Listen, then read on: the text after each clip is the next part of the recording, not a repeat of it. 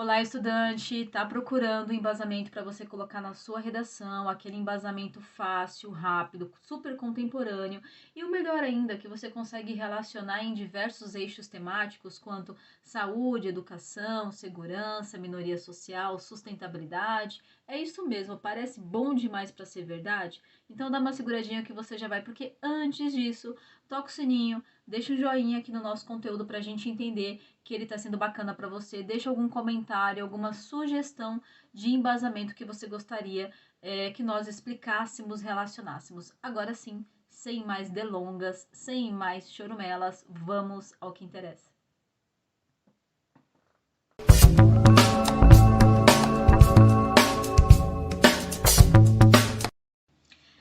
Então vamos lá, vamos falar de Francis Bacon ou para os íntimos, Chico Toicinho. É isso aí, tenho certeza que você vai lembrar desse nome na prova.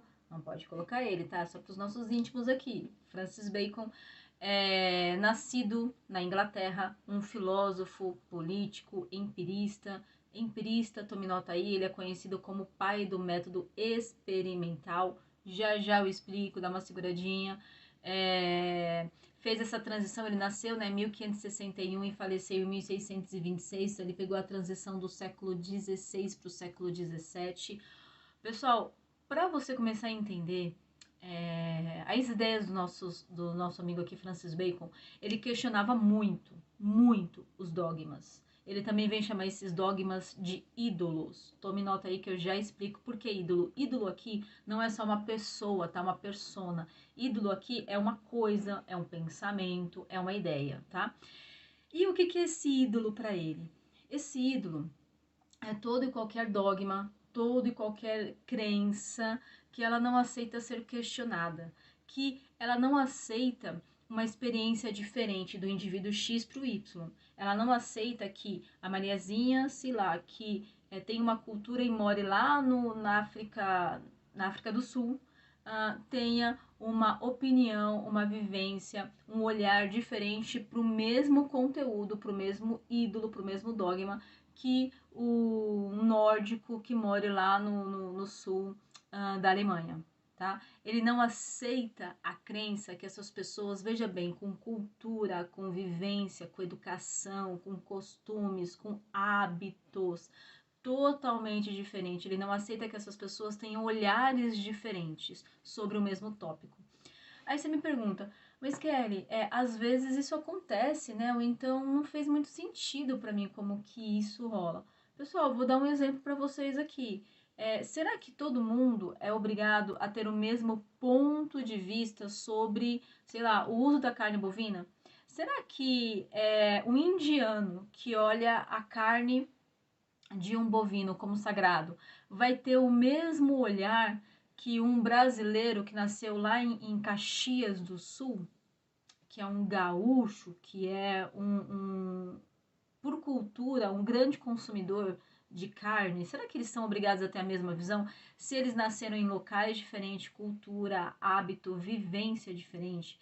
Então é isso que esses ídolos, tá? Que essas crenças, que esses dogmas não aceitam, que as pessoas elas tenham pontos de vista diferentes, baseado na sua experiência ou na sua sensação empírica acerca daquela situação.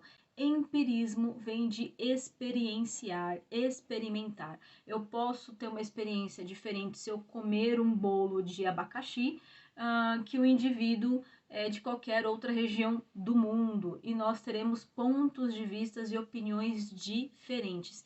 Isso, para Francis Bacon, é o que deveria ser muito normal, mas para a época não era, pessoal.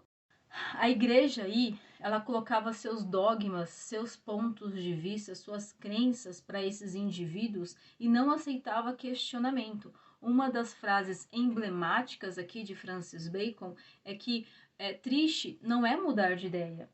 Triste é não ter ideias para mudar, é você não ter conteúdo, você não ter informação, você não ter experiência, não ter vivência para que você possa, num determinado momento da sua vida, numa determinada fase da sua vida, você mudar de concepção, você mudar de ideia e agora tá tudo bem. Ele vem falar Lembra lá dos ídolos? Ele vem falar que esses ídolos, eles nos fecham o olhar, eles nos fecham a visão, eles manipulam, hora ou outra, a nossa própria experiência de vida. Bom, então vamos falar e explicar esses 4 ídolos, tá? Primeiro ídolo é o ídolo da caverna. Esse ídolo da caverna, olha aqui, Francis Bacon bebeu bastante na fonte de Platão. A caverna de Platão, que inclusive tem vídeo aqui no nosso canal explicando o que é, ele faz uma relação com a caverna de Platão porque é um conceito que ele, experienciando, fazendo o seu método empírico, para ele fez muito sentido. O ídolo da caverna, pessoal, é aquela crença, aquele dogma. Lembra que eu falei lá atrás que ídolo não é uma pessoa, uma persona específica? Pode ser uma coisa, um pensamento, uma ideia, ok? Então vamos lá. Ídolo da tribo, perdão, ídolo da caverna é quando eu tenho uma educação, uma experiência, normalmente é no núcleo familiar, ou no núcleo escolar, tá? Porque são os 2 primeiros núcleos do indivíduo infante, da criança. E essa experiência familiar, essa experiência de educação, ela me traz conceitos. Quer um exemplo aqui? Eu falei algo bem parecido ali, mas eu vou dar algo mais fatídico, mais claro. Vamos supor que tenha 2 famílias morando no centro de Nova York, ou no centro de São Paulo, ou no centro de Brasília, enfim, 2 famílias morando lá. Uma é descendente de judeus, outra é descendente de indianos. Você percebe que elas não vão ter a mesma opinião sobre um hambúrguer de carne bovina. Indiano não consome, ela considera a carne bovina como sagrada, né? Porque vem do bovino, da vaca, que é sagrado, naquela concepção, naquela educação. E para os judeus, necessariamente, não tem nenhum apelo dogmático, nenhum apelo de crença ou de religião, percebe? Então aí existe ídolo que determinada família indiana adquiriu por conta da educação, ok? Recebida. Vamos para o segundo ídolo, que agora é o ídolo da tribo. Pessoal, o ídolo da tribo, ele fala que é toda aquela ideia que parte de uma imaginação, de um desejo, aquela ideia que ela muda a partir de uma suposição e que essa suposição ela também depende da experiência do indivíduo. Quer um exemplo? Vamos supor que você tem um amigo lá, sabe, super calmo, super relax, super da boa, tranquilão, e você tem um outro amigo que ele é mais bravão, mais sisudo, mais enérgico, ele estoura muito fácil, ele é muito nervoso, enfim, percebe que você tem essas 2 pessoas. Vamos supor que você tá contando do seu dia ali, de uma situação para aquele amigo relax. Você conta de uma situação, de repente, um pouco polêmica. Você fala, olha, um amigo meu pisou na bola comigo, realmente fez uma injustiça comigo, eu tô bem chateado, aconteceu isso, eu queria desabafar com você. Aquele amigo relax, pode ser que ele chegue em você e fala, nossa, é difícil, né? Mas tenta entender o lado dele, então, ó, deixa isso pra lá, vem tomar um suco aqui comigo, vem almoçar comigo, vamos dar uma passeada, deixa isso pra lá, deixa esses problemas pra lá, isso não vai ajudar em nada, não fica nervoso com isso não, não quero te ver nervoso, quero te ver bem, um amigo relax. Agora, o amigo nervosão, ele vai falar pra você, eu quero ver esse amigo aí, eu vou lá, eu vou quebrar a cara dele, não quero mais ver você falando com ele, ó, eu agora eu nem conheço ele e já não gosto mais dele, eu detesto esse seu amigo aí. Percebe que a experiência de cada um, baseada no comportamento de cada um, na habilidade, na atitude, no emocional de cada um, trouxe ali um ponto de vista diferente. E é algo que pode ser questionado. Será que é algo para você falar, não, tô relax, tô tranquila, eu não vou entrar nesse assunto, eu só queria que desabafar com você e tá tudo bem, é isso mesmo, eu vou curtir sua companhia, vou tornar esse dia mais leve, vou aproveitar que você tá leve e trazer essa energia para mim, ou então você vai entrar na onda do outro. Percebe que isso é possível de ser questionável e a partir de uma suposição dessas atitudes dessas pessoas totalmente diferentes, nem tudo pode estar certo, nem tudo pode estar errado. Quem está certo ou quem está errado ali. É isso que Francis Bacon fala. As coisas, os pontos de vista, os dogmas, as crenças, elas devem ser questionadas, porque existem suposições dentro delas, elas não são ali fechadas, quadradas, definidas. Elas carecem sim de pontos de vista diferentes conforme a suposição ou a vivência de cada um, ok? Vamos para o terceiro ídolo, pessoal, que é o ídolo do fórum ou do mercado. Para ele, esse ídolo do fórum ou do mercado, ele varia conforme agora um significado da palavra, conforme um significado da explicação, conforme um significado de conjunto de símbolos. Quer um exemplo aqui? Sabe aqueles verbetes, aqueles termos que em determinado local ele é visto como uma ofensa, e em determinado local ele é visto apenas como uma palavra sem grandes significados? Eu vou dar um exemplo aqui. Pessoal, eu vou dar um exemplo do verbete da palavra, tá? Sem carregar aqui algum significado, ok? Dentro da nossa cultura. Eu vou tentar dar um exemplo da palavra. Veja bem que ideia de metafórica, né? Eu preciso dar um exemplo para você de um termo e talvez você que esteja aí não vai entender ele como diferente, mas eu vou dar em outro lugar como que ele é diferente para você conseguir fazer essa análise, essa comparação desse ídolo do fórum ou do mercado que o Francis fala, ok? O termo rapariga, a palavra rapariga, aqui no Brasil, no nosso português brasileiro, ele é visto como uma ofensa, como um xingamento, algo pejorativo para o gênero feminino. Agora, se você utilizar isso no português de Portugal, já tem um significado sem carregar nada pejorativo, é um significado por si só, é quando você chamar alguém de rapaz, de moço, é apenas e simplesmente um significado de um chamamento, um substantivo normal.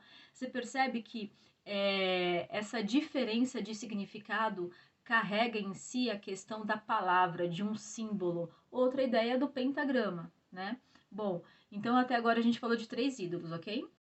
Agora vamos para o quarto ídolo, pessoal. O quarto ídolo para Francis Bacon era o ídolo do teatro, tá? O que era esse ídolo do teatro? Que é alguma coisa voltada para as artes? Não, pessoal. Não tem significado.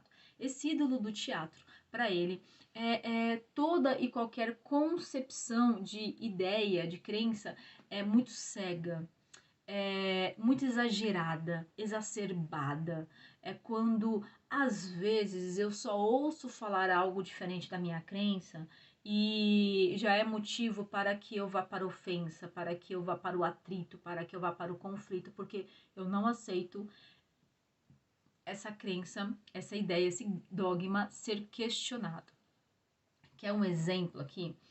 Bom, como que nós iremos questionar uma atitude de um governo teocrático, de um governo que ele junta a religião com a política, islâmico, por exemplo. Você tem ali Irã, Iraque, que os governos utilizam a religião como forma de política e que você não pode questionar, por exemplo, a ideia da tal da Guerra Santa, a ideia de se atentar contra a vida do outro porque eu estou defendendo a minha opinião. Só o fato de você se comportar ou atacar ou questionar minha opinião já é motivo para que eu simplesmente dizime outra vida. Eu estou digamos assim, protegendo o bem aqui, protegendo a minha ideia. Como é que você vai questionar? Como é que você vai ir de encontro, negar essa crença ou colocá-la em crítica, né? Crítica, a ideia não crítica pejorativa, falar mal. Criticar é questionar isso daí. Se você sabe que toda e qualquer ação que ataque ou que venha a, de certa forma, se comportar de forma contrária, paradoxal àquela religião ou àquele governo, sofre um atentado contra a vida. Como é que você vai questionar se você sabe que a sua vida pode estar correndo perigo? Então ali é uma crença, é o dogma que não aceita questionamentos, não aceita negações, não aceita ser posto em suspensão, olhar para ele, sabe quando você olha para uma coisa e fala assim, deixa eu analisar, não aceita análise, é mais ou menos isso. Mas Kelly, eu não entendi agora como é que eu posso relacionar isso na redação. Eu não entendi agora como que eu posso relacionar esses 4 ídolos, essa ideia empírica de experienciar, de experimentar algo. Não sei como é que eu posso colocar isso na redação. Pessoal, vou dar alguns exemplos aqui, tá? Quando a gente falar de minoria social, um dos pontos é o racismo. como é que eu vou dizer como que uma outra pessoa de uma cor diferente da minha deve ser tratado, ou como que eu sei que elas ultrapassou aí, perpassou por vários anos de marginalização social se eu não vivi, se eu não sei o que é aquilo.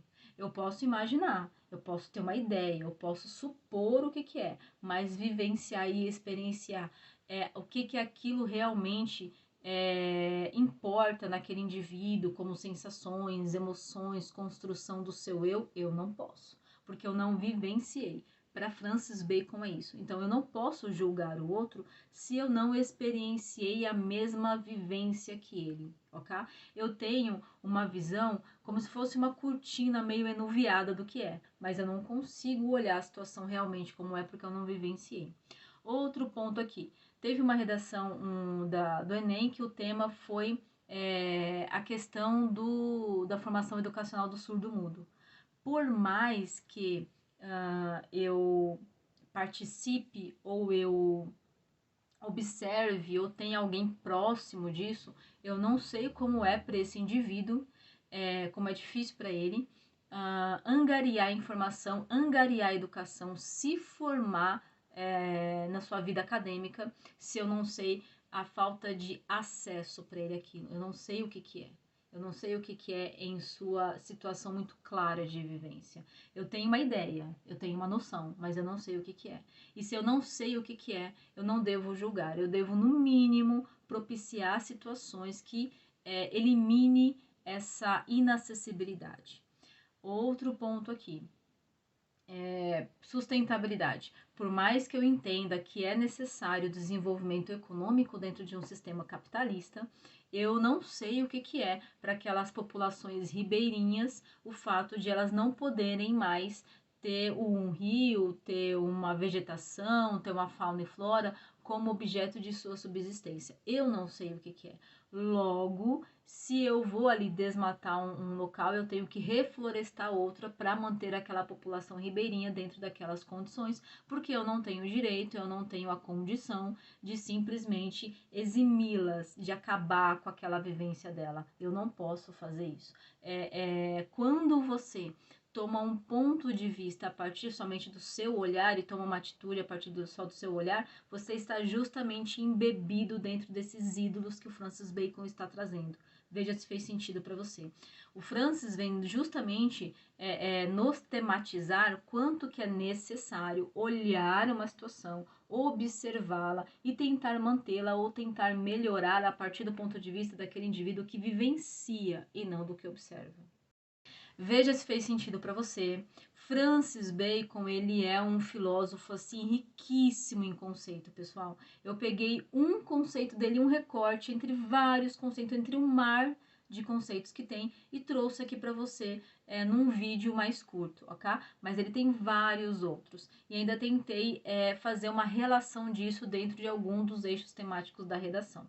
Mas gostaria muito que você deixasse aqui um comentário, se você já utilizou ele na redação, se você tem alguma sugestão de outro conteúdo, se tem alguma forma que também de outro eixo temático que você utilizaria, como e por quê. Divide com a gente. Esse vídeo aqui é para você mandar ver na redação, para abrir suas ideias, abrir seu radar, para que com esses vídeos curtinhos aqui, você consiga já sentar e elaborar aquela redação nota 1000, tá bom? Obrigada por hoje, espero ter colaborado e, claro, vai lá, gabarita essa redação.